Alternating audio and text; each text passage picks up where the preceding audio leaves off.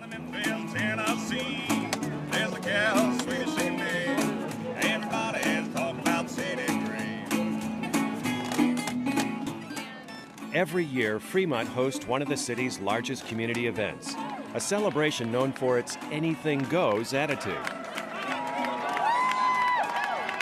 And this year, something new has been added to the repertoire, the construction of a brand new home.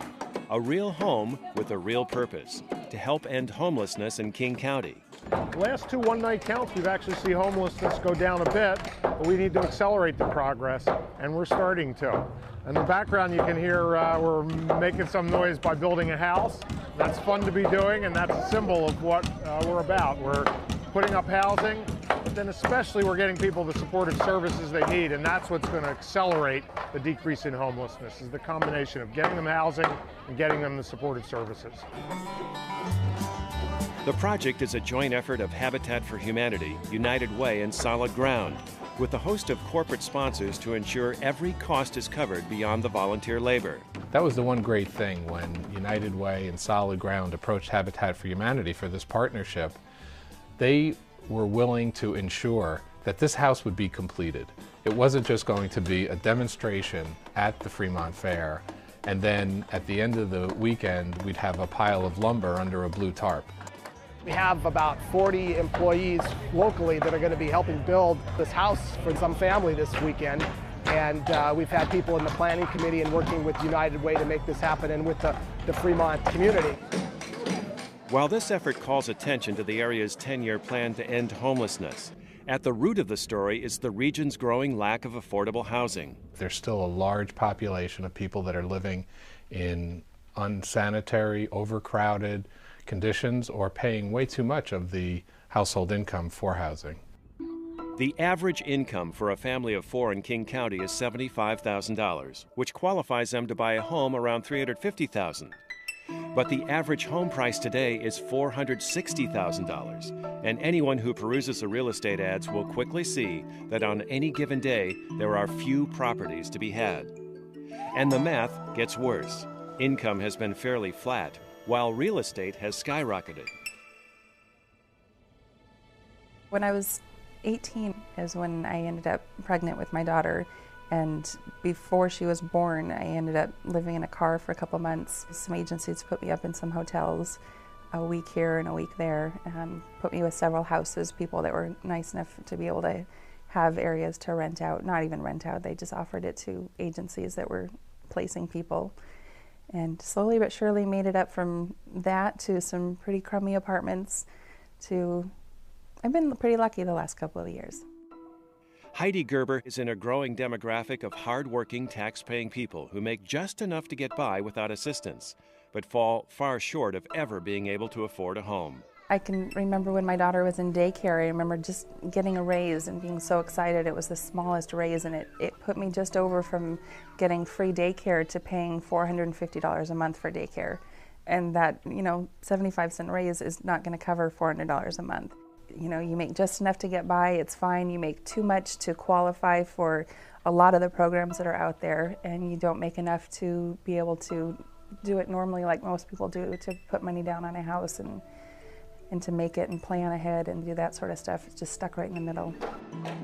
Heidi has just qualified to move into a Habitat home, similar to the one being built at the Fremont Fair. The financial criteria includes that the family makes less than 50% of the median income for this area.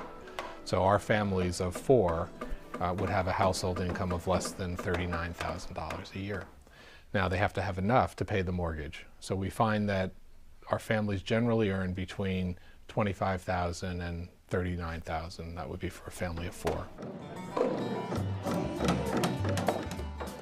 This home is destined for East King County, near some of the most scenic stretches in the area. Snoqualmie Ridge sits adjacent to Mount Si, and Weyerhaeuser has donated this land for Habitat homes. A Habitat home is built largely with volunteer labor, including time homeowners are required to contribute. Habitat makes it affordable to buy your own home because you end up putting in 500 hours of what they call sweat equity, helping build your neighbors' houses and your own house, and you get to purchase your house for cost of materials, which brings The average house price up here is probably about somewhere between $90,000 and $100,000, and on the market, they'd be about $370,000. The houses behind us, all 6, I had a hand in building all of them, and I know every resident that moved in. You build a strong sense of community when you move into a place like this.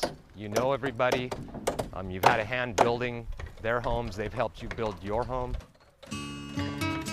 From where I am now, the biggest thing's just going to be the stability. Again, not knowing if I'm going to have to move somewhere because either the apartments I'm living in are turning into condos, which seems to happen a lot lately. The rent goes up and I can't afford it. Just finally give in and realize it's just not a safe area. So being able to just have that one place that I know I can spend the rest of my life there if I want to, and if I choose to move, it's my choice.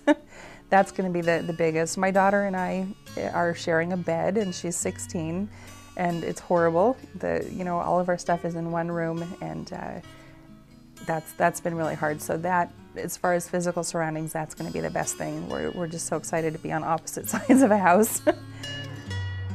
King County's 10-year plan to end homelessness is working on every front, across every jurisdiction to solve a huge social problem. When this all started, it just seemed like maybe it was a lot of talk. But as the months and now years have gone by, people are really thinking that we can do this.